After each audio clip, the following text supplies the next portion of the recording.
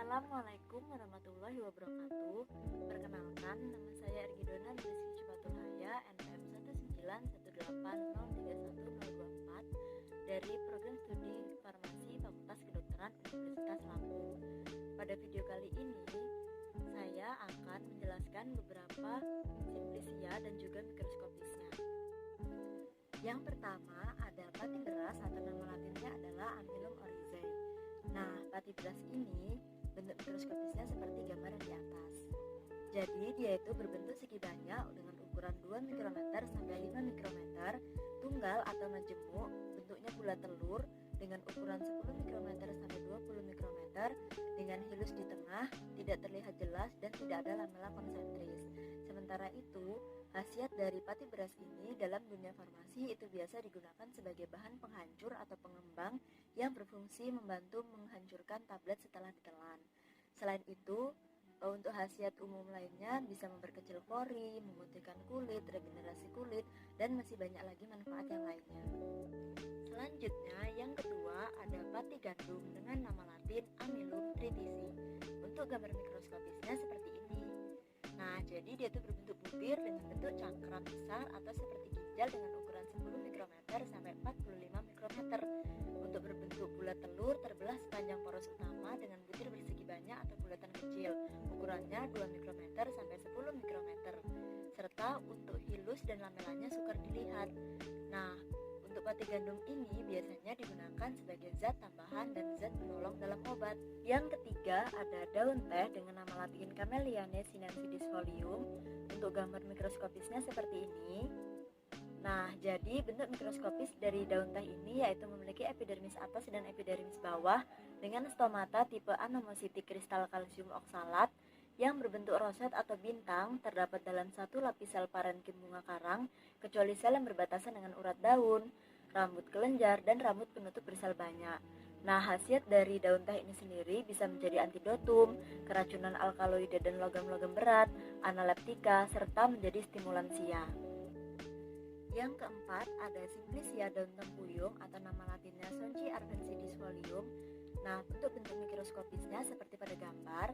Jadi epidermis atas dengan dinding agak bergelombang, rambut kelenjar yang pendek, stomata bertipe anostik, ada epidermis berwarna ungu dan kadang-kadang ditemukan tepi daun yang sangat runcing.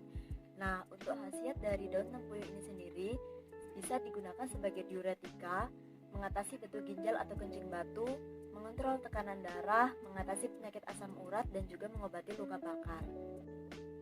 Selanjutnya ada daun keji beling atau nama latinnya adalah Sericocalicis folium. Nah, untuk gambarnya seperti ini.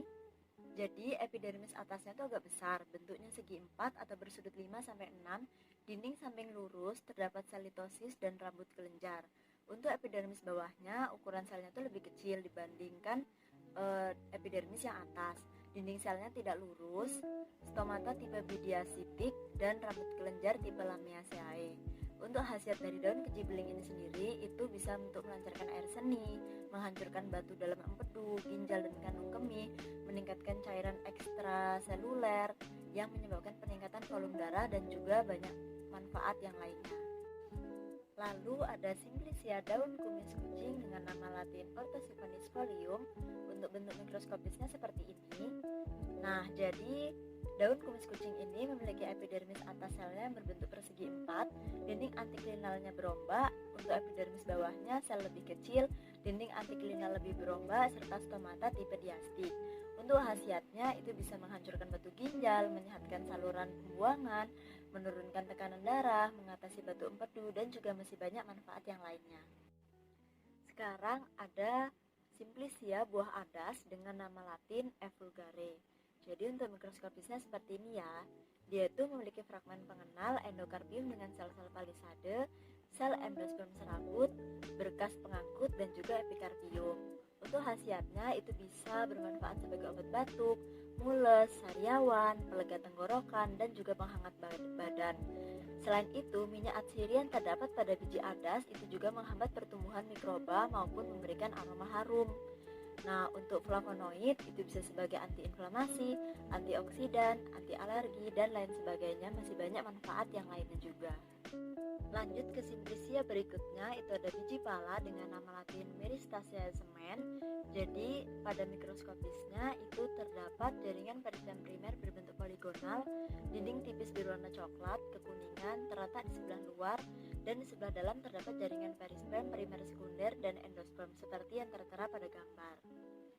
Nah, untuk khasiatnya sendiri, biji pala ini biasanya dimanfaatkan bijinya dengan dibuat minyak yang mudah menguap dari biji, fuli, kulit, kayu, daun, dan bunga hasil sarinya.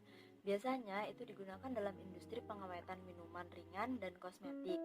Nah, minyaknya secara luas itu digunakan sebagai bahan penyedap pada produk makanan. Sekarang kita akan membahas mengenai simplisia buah jinten dan juga mikroskopisnya. Jadi buah jinten putih ini nama latinnya adalah Cuminifructus. Dengan mikroskopis seperti pada gambar, epigrafnya terdiri dari sel-sel yang berwarna kekuningan, ada rambutnya, mesokera parenkimatik berkas pembuluh terdapat di rusuk primer, jaringan flom dan xilem. Untuk saluran minyaknya itu terdapat di rusuk sekunder atau sel epitelium. Sementara khasiat dari buah jinten putih ini sangat banyak, salah satunya menurunkan resiko terjadinya obesitas, membantu pertumbuhan dan perkembangan tubuh, mencegah resiko terjadinya kanker, mengurangi efek samping dari obat-obatan, dan juga masih banyak lagi manfaat dari buah jinten putih yang lainnya. Selanjutnya ada simplisia biji ketumbar dengan nama latin Coriandrifructus. Jadi untuk mikroskopisnya seperti ini. Sel epidermisnya itu berbentuk persegi panjang dengan selapis sel, kutikulanya tebal, stomata yang bundar dengan tipe anomositik. Untuk khasiatnya, selain digunakan sebagai bumbu dapur, biji ketumbar ini juga memiliki efek farmakologi, diantaranya sebagai diuretik, antioksidan, antikonvulsan, sedatif, antimikroba, antidiabetik, antimutagen, serta antihelminthes. Nah, dalam pengobatannya itu seperti bisa digunakan sebagai antiseptik, aromatik kuat, stimulan, karbinatif, dan juga masih banyak lagi yang lainnya. Selanjutnya kita akan membahas mengenai simplisia dari kulit kayu manis atau nama latinnya Cinnamomum cortex. Jadi mikroskopis dari kulit kayu manis ini amilumnya berbentuk di, tri, dan tetradelphis. Sel batunya berdinding tebal, ada sel batu dengan penebalan huruf U, parenkim korteks dengan sel-sel lendir dan sel minyak, kristal kalsium oksalat berbentuk prisma atau berbentuk seperti berkas jarum. Untuk khasiatnya sendiri itu dapat meningkatkan aktivitas otak, dapat membantu menghilangkan kotoran dalam darah, dapat menghilangkan ketegangan saraf dan juga kehilangan memori. Sekarang mengenai simplisia batang bertowali dengan nama latin Tinosporae caulis. Jadi untuk mikroskopisnya itu epidermis terdiri dari selapis sel berbentuk segi empat memanjang, dinding tipis dengan kutikula agak tebal. Di bawah epidermis terdapat beberapa lapis sel gabus yang berbentuk segi empat, dindingnya juga agak tebal. Cambium gabus terdiri dari beberapa sel berdinding tipis, korteks parenkim dengan sel membulat, mengandung butir pati, minyak atau hablur kalsium oksalat yang berbentuk prisma, serabut sklerenkim berbentuk lengkungan, empulur parenkimatik berisi butir pati serta sel getah dan berkas pembuluh kolateral. Untuk khasiatnya sendiri itu bisa mengatasi penyakit kulit, bisa mengobati kencing manis, dan juga masih banyak manfaat yang lainnya. Selanjutnya ada simplisia rimpang jahe dengan nama latin Zingiberris rhizoma. Untuk gambar mikroskopisnya seperti ini. Nah, jadi mikroskopis dari rimpang jahe ini itu jaringan gabus, parenkim, korteks, dan sel sekretnya berisi oleoresin yang berwarna kuning sindur sampai kuning coklat, serabut sklerenkim dengan salah satu dindingnya berombak, trakea dengan penebalan di tangga, butir-butir amilum yang berbentuk khas yaitu berupa elips dengan tonjolan di salah satu ujungnya. Nah, untuk khasiatnya itu bisa menurunkan tekanan darah, antikoagulan, membantu pencernaan, dan lain sebagainya. Yang terakhir ada rimpang temulawak dengan nama latin Curcuma santorizae rhizoma. Nah, jadi untuk mikroskopisnya itu seperti ini gambarnya.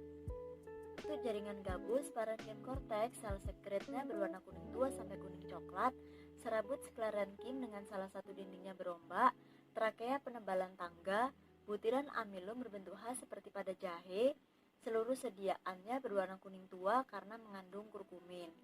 Nah, untuk khasiatnya itu bisa mengobati gangguan liver, mengobati radang sendi, rematik, pegal linu, sebagai peluru haid, mengobati radang kandung empedu, dan meringankan osteoartritis. Mungkin cukup sekian dulu penjelasan dari saya mengenai simplicia, khasiat, dan juga mikroskopisnya. Apabila ada kesalahan, saya mohon maaf. Terima kasih sudah menonton. Semoga videonya bermanfaat. Wassalamualaikum warahmatullahi wabarakatuh. Sampai jumpa.